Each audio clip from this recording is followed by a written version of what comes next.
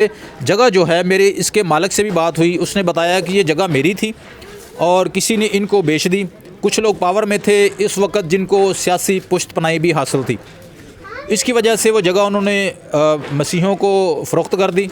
और यहाँ 2 घर मुस्लिम भी थे तो उनको फ़रोख्त कर दी सस्ते दामों में, और आज उसका खमियाजा उनको भुगतना पड़ा है कि वो इस जगह से महरूम हो गए हैं। एक्चुअल अगर देखा जाए तो कसूर उनका भी नहीं था, उन्होंने ख़रीदी थी मगर किसी गैर बंदे से ख़रीद ली जो इसका मालिक नहीं था। मैं अरशद एंथनी JK TV से इस वक्त कराची ज़िया कॉलोनी में मौजूद हूँ, और आज की जो स्टोरी है वो आप ज़रूर देखिएगा एंड तक, और बड़ी अफसोसनाक भी इसको आप कह सकते हैं। मेरे पीछे आप देख रहे हैं कि ये मसीहों के कुछ घर थे। यहाँ पर टोटल फैमिली 10 थी, जिनमें 8 मसीही फैमिली थी और 2 जो मुस्लिम फैमिली के घर थे। ये पिछले 18-20 साल से यहाँ पर रह रहे थे, और इन्होंने घर ये प्लॉट किसी से ख़रीदे थे, फिर उसके बाद इन्होंने बनाए और इन्होंने रहना शुरू कर दिया यहाँ पर। उसके बाद फिर हुआ ऐसा कि इसका जो मालिक है असल, वो कतर में था। वो कहता है, मेरी उससे भी बात हुई मालिक से, वो कह रहे कि जब मैं कतर से वापस आया छुट्टी पर तो यहाँ अपने प्लॉटों में आया तो देखा कि यहाँ घर बने हुए हैं। तो खैर मैं छुट्टी कम थी, मैं वापस चला गया। दोबारा जब आया तो फिर मैंने अपने फैमिली के साथ मशावरत से फिर मैंने ये केस दाखिल किया। 2008 से ये केस जो है फिर चला ये, और चलता रहा लंबा केस जी। उसके बाद फिर फ़ैसला हुआ, सिटी कोर्ट ने फ़ैसला दिया और ये घर खाली करने के लिए कहा गया। और उसके बाद जो मुतासरीन थे यहाँ के, जो यहाँ रहाइश पजीर थे लोग, उन्होंने हाई कोर्ट में अपील कर दी। हाई कोर्ट से भी फिर जो है इनको वो बेदखली का कहा गया कि इनको यहाँ से निकालें, और हाई कोर्ट के ऑर्डर से फिर जो है इनको यहाँ से निकाला गया है इन घरों से। मैं आपको घर दिखाता हूँ।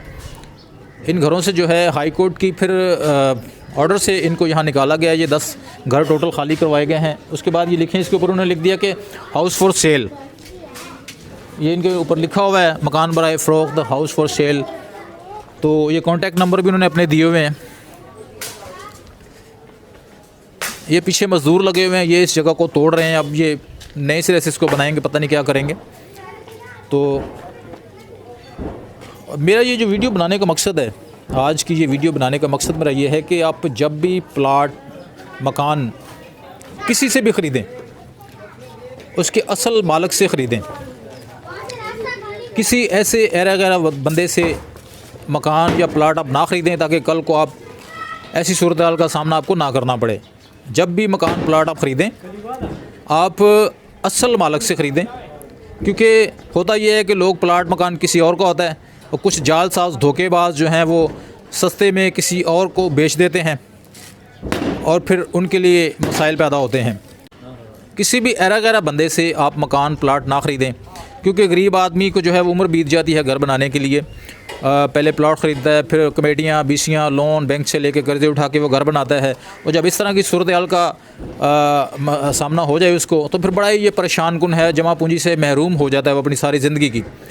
तो इसलिए बेहतर है कि असल मालिक से आप रब्ता करें।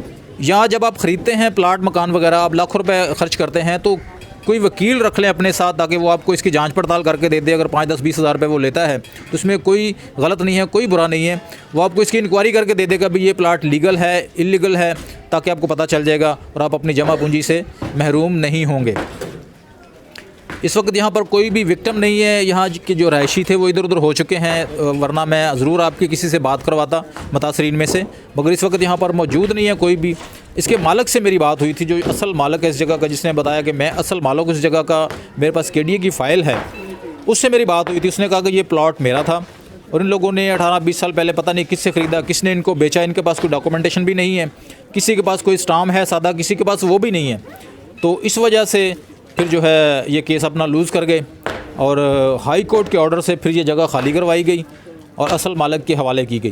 आज की वीडियो बनाने का सिर्फ़ और सिर्फ मकसद यही है कि जब भी प्लाट मकान आप ख़रीदें, असल मालिक से ख़रीदें, ताकि आप आइंदा की परेशानी से बच सकें।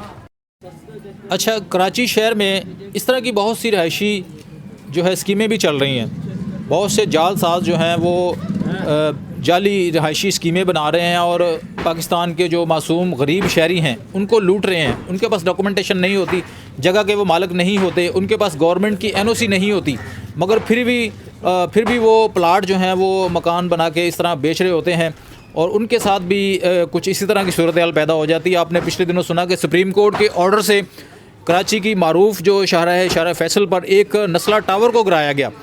उसके साथ भी इसी तरह का मसला था कि वो जगह कोई फ्लाई प्लॉट था, उसके ऊपर उन्होंने तामीर कर दी बहुत बड़ी बिल्डिंग नस्ला टावर, जिसको फिर सुप्रीम कोर्ट के ऑर्डर से तोड़ा गया, गिराया गया और लोग अपनी जमा पूंजी से महरूम हो गए। तो इसलिए जब भी आप इस तरह के प्लॉट ख़रीदें, किसी स्कीम में प्लॉट ख़रीदें, उसकी अच्छी तरह जांच पड़ताल करें, असल मालिक का पता लगाएं, उसके असल डॉक्यूमेंट्स चेक करें और सबसे जो ख़ास चीज़ है वो गवर्नमेंट एक NOC देती है, नो ऑब्जेक्शन सर्टिफिकेट, वो ज़रूर चेक करें। उसके बाद ये सारी जांच पड़ताल करने के बाद अगर आप मुतमईन हों तो फिर जो है आपने वो जगह, वो प्लाट, वो मकान ख़रीदना है। अदरवाइज़ आप हरगिज़ ना ख़रीदें, आपको इस तरह की सूरत हाल का सामना करना पड़ सकता है। बहुत शुक्रिया।